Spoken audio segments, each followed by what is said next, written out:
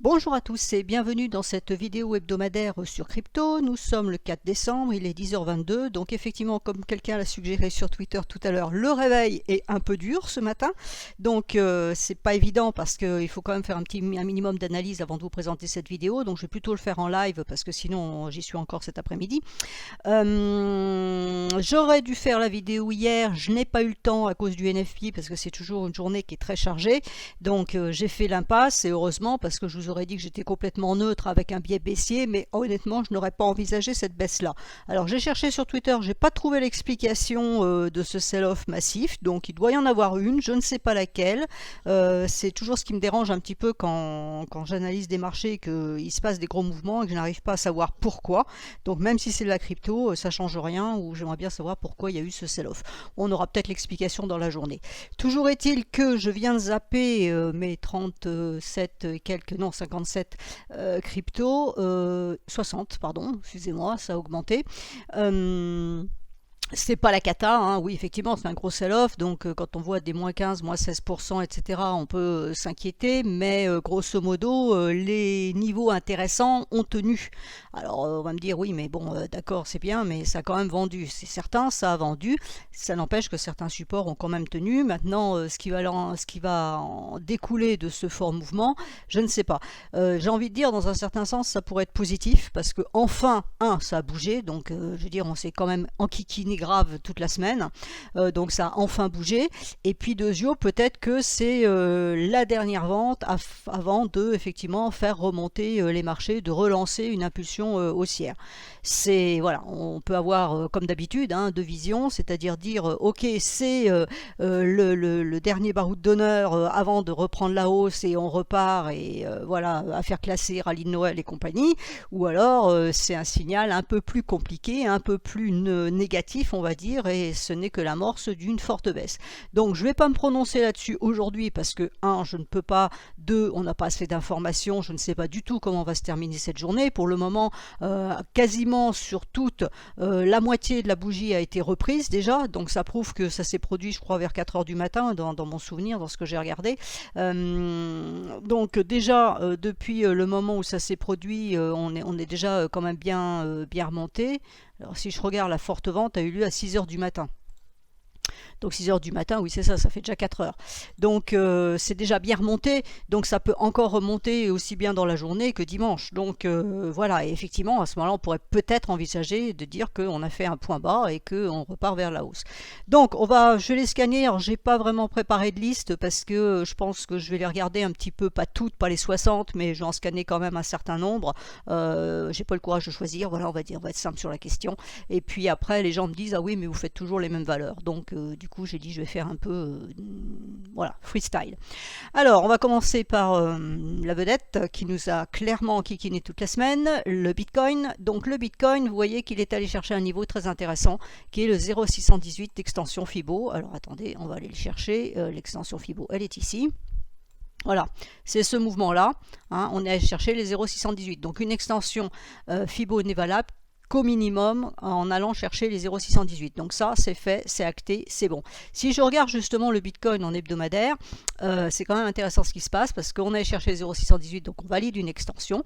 On est en train de remonter, d'accord, et on voit la Kijun hebdomadaire ici. Vous voyez que la Kijun hebdomadaire emprisonne en quelque sorte la Tenkan hebdomadaire ici, sur laquelle bute la lagging span pour le moment. Donc on voit bien que c'est un niveau qui est clé. Et ce que je vous ai mis là, je vous l'expliquer après, c'est la zone de TP que j'avais en point et figure, donc qui a parfaitement fonctionné pour le moment.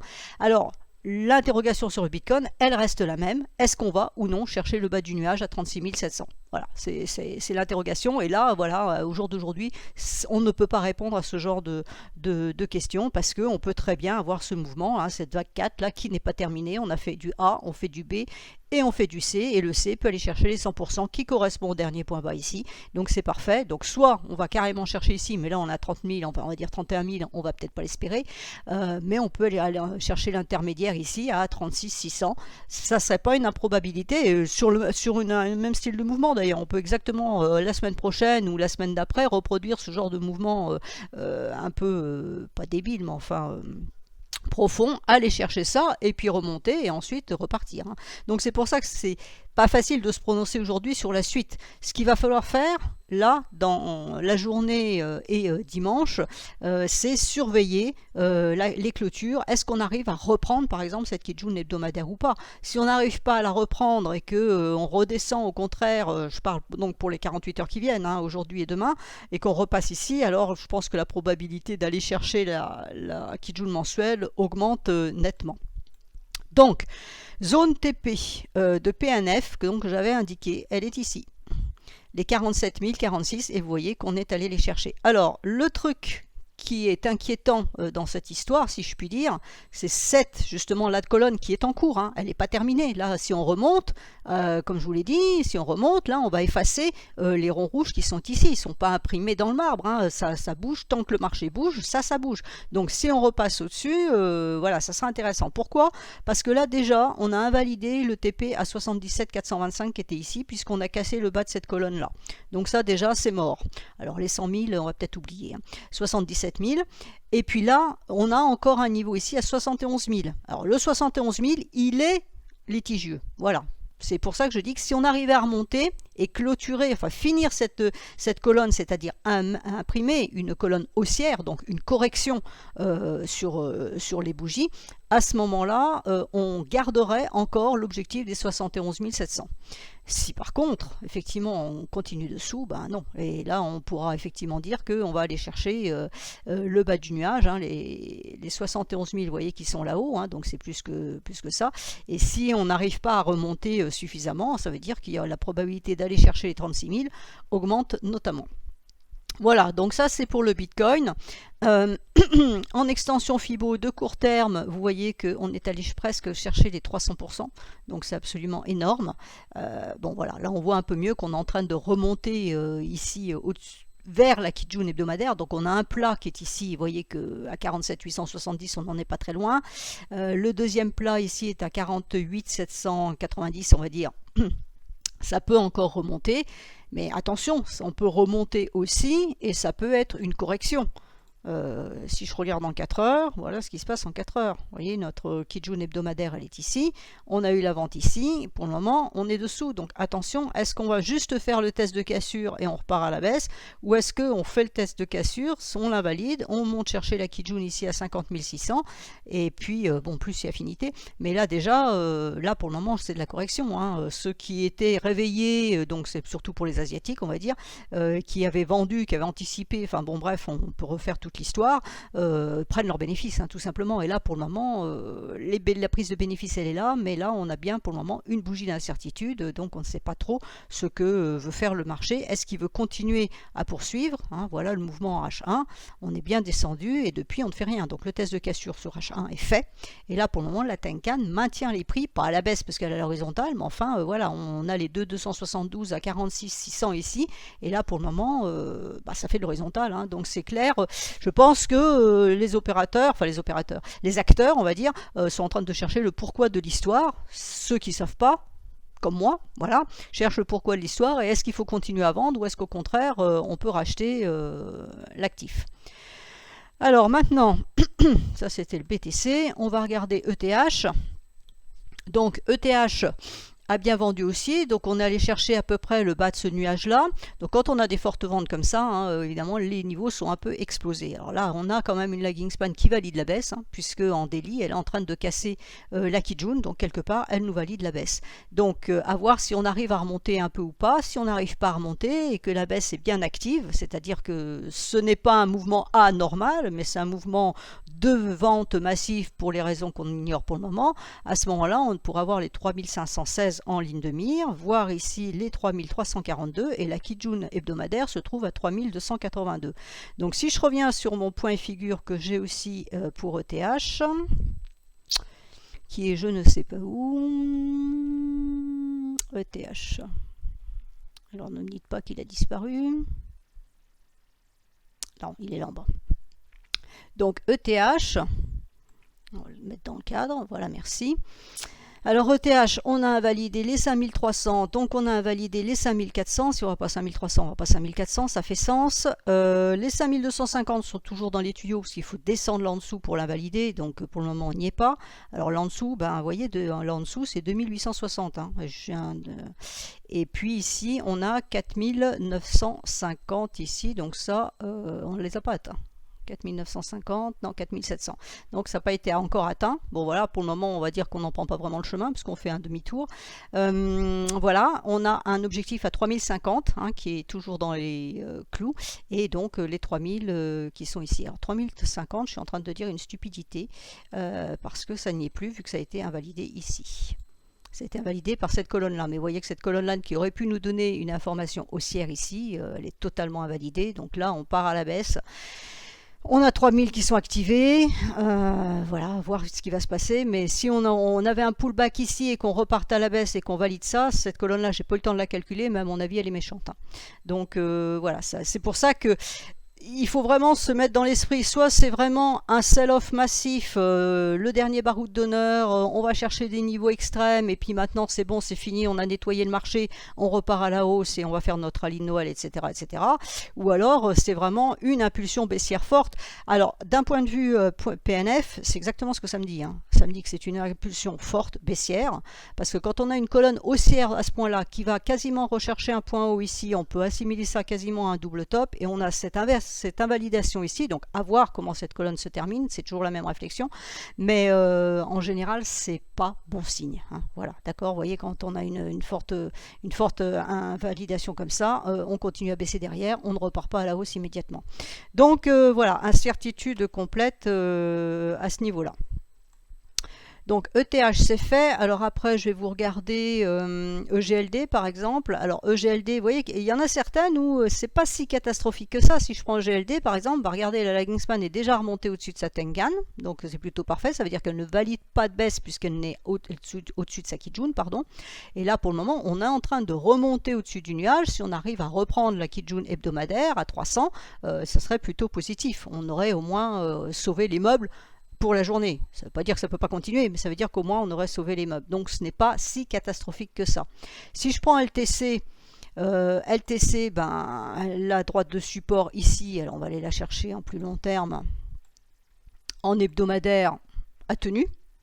Donc là c'est pareil, ok, il y a un mouvement baissier, on est bien baissier à moyen terme puisqu'on est sous le nuage, ma lagging span passe sous les prix, donc pour le moment ça valide la baisse, mais la droite de tendance tient, donc on peut s'attendre à une correction. Donc éventuellement pour ceux qui sont courageux, qui n'ont rien à faire par ce magnifique beau temps pluvieux, on peut éventuellement envisager de jouer correction. Attention, vous savez que vous êtes à contre-tendance, donc si le marché patine, il faut sortir immédiatement, mais on peut envisager de dire ok, tant que ma trendline tient en support, je vais rechercher un niveau lambda à déterminer sur UT un peu plus courte et en disant ben, on joue simplement la correction. Mais vous voyez que quand même de fond c'est baissier, hein. On a traversé, on a perforé le nuage, ici on est là, donc c'est vraiment baissier.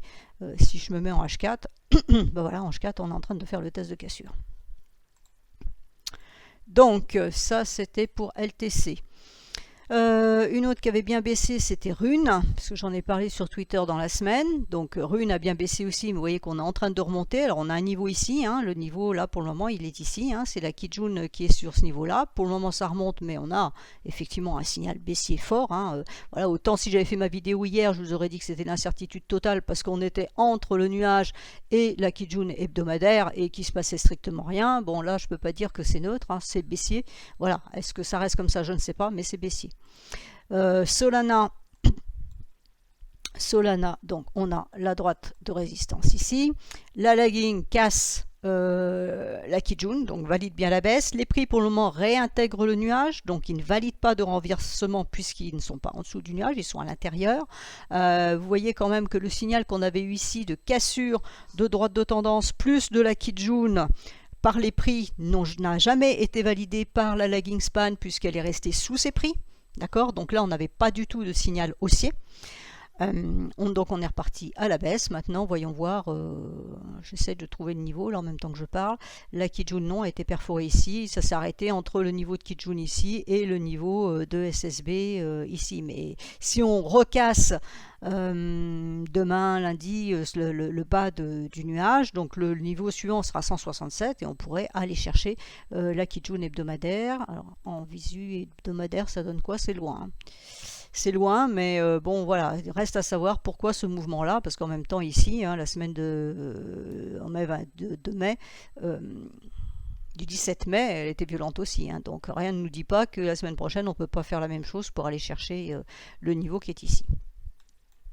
Donc ça c'est Solana. Après, qu'est-ce que je peux vous montrer? Alors XMR, bah, voilà, elle avait travaillé pas mal sa droite ici de support, hein. Donc on a bien travaillé, puis là on est passé à la baisse, donc c'est baissier, ça n'y a rien à dire de plus là-dessus. Alors XRP, XRP, on est allé chercher ce niveau-là. Alors si on regarde le bas de ma bougie, ça correspond exactement au petit bout de Kijun qui est là.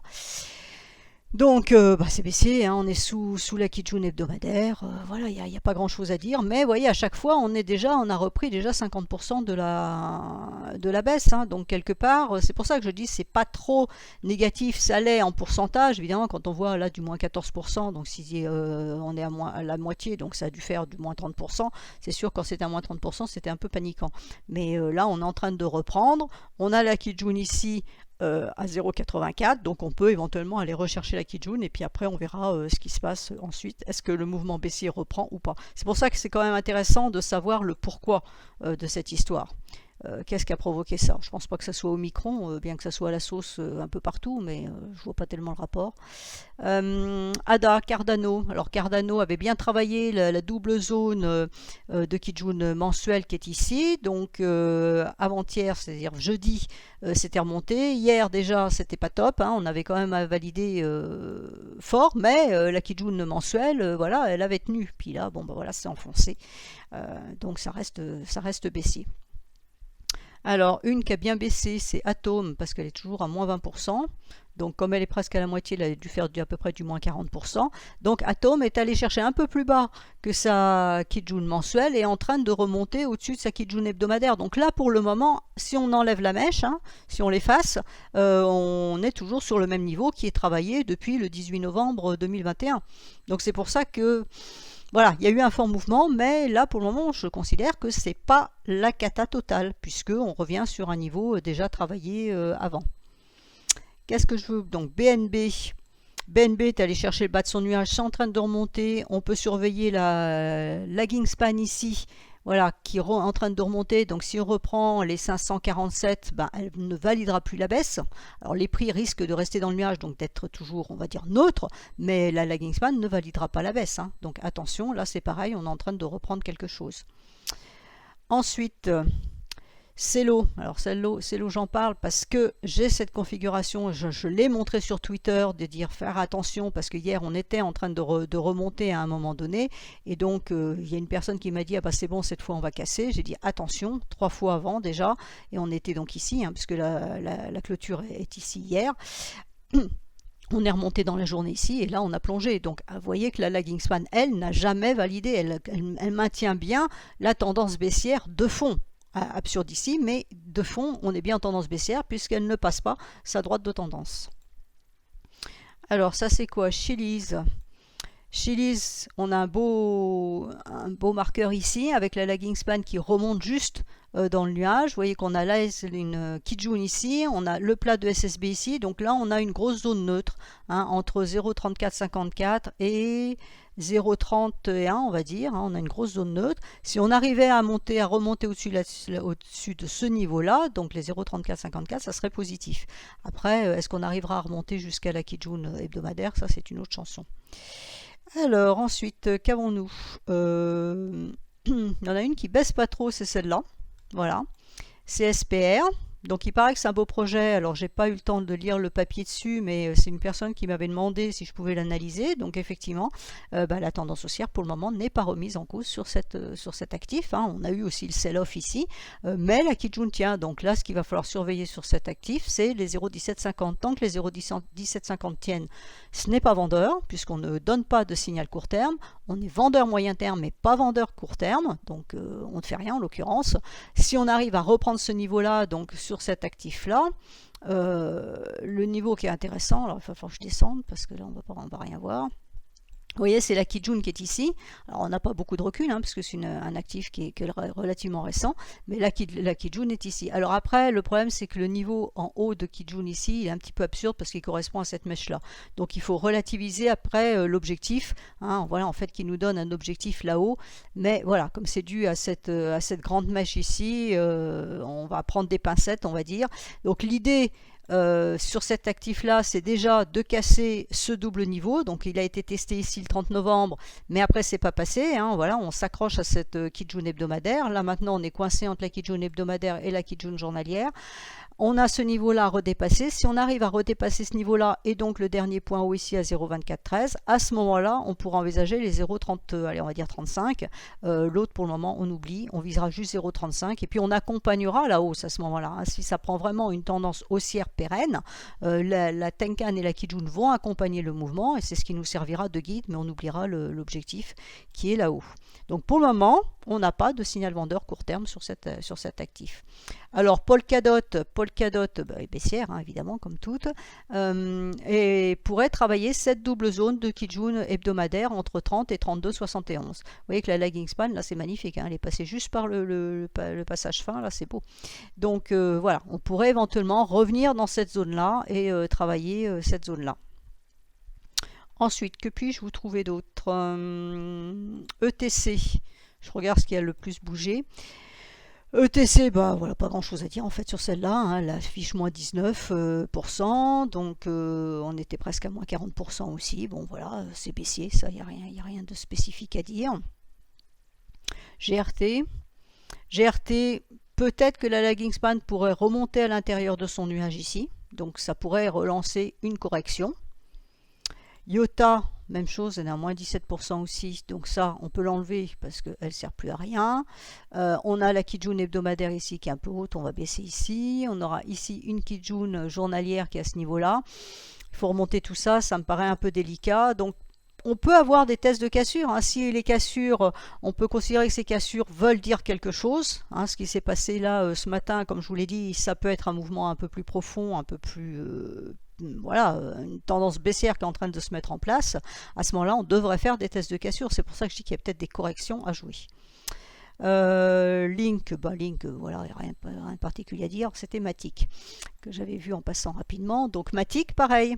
Pour le moment, alors là, ça travaille dessus, hein, mais pour le moment, ne valide pas la baisse puisque elle reste au-dessus de sa Kijun journalière. Donc presque, elle est allée chercher quasiment la Kijun hebdomadaire ici, mais pour le moment, elle remonte. Elle est très bien remontée, hein, d'ailleurs, mais la lagging span, pour le moment, elle reste encore en dessous de la droite de tendance. Donc elle ne valide pas de hausse. Vous voyez qu'il faut remonter très haut, il faudrait remonter à 2,10 pour dire ok, c'est bon, la baisse est terminée. Ce qui est intéressant à voir quand même, c'est le niveau qu'on est allé chercher. Ça a repris donc le nuage, la droite de tendance et la Kijun pour l'instant. La lagging span, vous voyez, elle a un doji, hein, donc elle est descendue à un moment donné, elle est en train de remonter au-dessus des doji. Donc si elle arrive à reprendre ici la Tenkan à 1,97, ça serait plutôt positif. Donc Matic pour le moment ne donne pas de signal vraiment très négatif.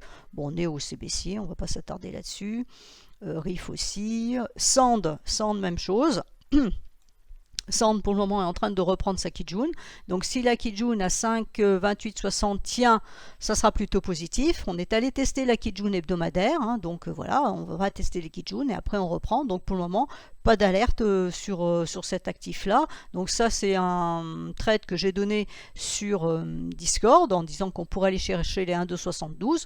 Donc pour le moment, le trade n'est pas invalidé tant qu'on reste au-dessus de la Kijun. Alors évidemment, si on a mis son stop en dessous, on a été stoppé, ça c'est clair. Mais techniquement parlant, et je parle bien techniquement parlant, le niveau de Kijun tient, et tant qu'il tient, la tendance haussière est là. Même si ça n'en a pas l'air. Qu'est-ce qu'on a d'autre? Alors SXP à moins 25%, oui ça c'est méchant, mais bon voilà, c'est une très grosse bougie, il n'y a pas grand chose à dire. On a Theta aussi, donc là c'est très baissier aussi. Sushi très baissier aussi. Qu'est-ce qu'on a? On a UNFI. Alors celle-là, elle était plutôt positive parce qu'elle n'arrivait pas à baisser. Elle avait plutôt une tendance un peu haussière. Là, on pouvait vraiment s'attendre à ce qu'elle reparte. Et là, à l'arrivée, c'est quand même assez méchant puisqu'elle affiche encore moins 24,57%. Donc on va dire que voilà. Tezos, Tezos reprend bien. Hein, par rapport aux autres qui sont à la moitié, elle est un peu plus que la moitié et vous voyez qu'elle reprend le point bas qui est ici. Donc ça c'est plutôt intéressant à surveiller. Elle est quand même malgré tout en dessous maintenant du bas de sa fourchette, donc voilà, en mettant la fourchette ici. Donc on voit bien qu'en hebdomadaire c'est quand même baissier puisqu'on est bien sous le nuage, on est là-dessous, mais on a un passage fin, donc voilà, tout n'est pas, j'ai envie de dire, perdu dans un certain sens. La lagging est remontée au-dessus de ses prix, voilà, et là pour le moment on est plutôt en train de construire une bougie neutre, donc à voir justement est-ce qu'on reprendra la baisse ou au contraire est-ce qu'on va s'attaquer aux résistances ici qui sont quand même nombreuses, il faut bien le voir. Qu'est-ce qu'on a ici? ZRX, j'ai vraiment un temps journalier. Alors ZRX, c'est baissier avec la lagging span qui casse la droite de tendance. Voilà, donc si je regarde l'index des halts, pour le moment, on n'est pas allé chercher la Kijun hebdomadaire et on est en train de reprendre la Kijun mensuelle, pardon, et on est en train de reprendre la Kijun hebdomadaire. On a un autre niveau ici, donc voilà, mais on a quand même deux bougies rouges, donc voilà, je dis juste ça, qu'il pourrait y avoir une troisième. Et ça c'est quoi? Ça c'est ETH par rapport à BTC, donc ETH surperforme toujours BTC. Voilà, donc je vous ai fait un tour d'horizon un peu général. Bon, pour le moment ça continue encore à monter un peu ou pas? H1, non, c'est toujours flat, donc voilà, on va rester dans cette flatitude totale. Je surveillerai, je garderai un petit œil quand même dessus aujourd'hui et demain pour voir si ça accélère ou pas. Si quelqu'un a la réponse sur ce sell-off, qu'il me mette un message sur Twitter en public ou en privé, peu importe, mais qu'on me mette un message sur Twitter pour me dire, ça m'évitera de chercher. Voilà, et je vous souhaite à tous, malgré tout, un excellent week-end. Et puis, bon, j'ai envie de dire, si vous n'êtes pas dans le marché, vous fermez et vous essayez de profiter. Le soleil vient d'arriver, donc vous pouvez essayer d'en profiter. Et puis, commencer à chercher vos paquets de Noël. Voilà, je vous souhaite à tous un excellent week-end.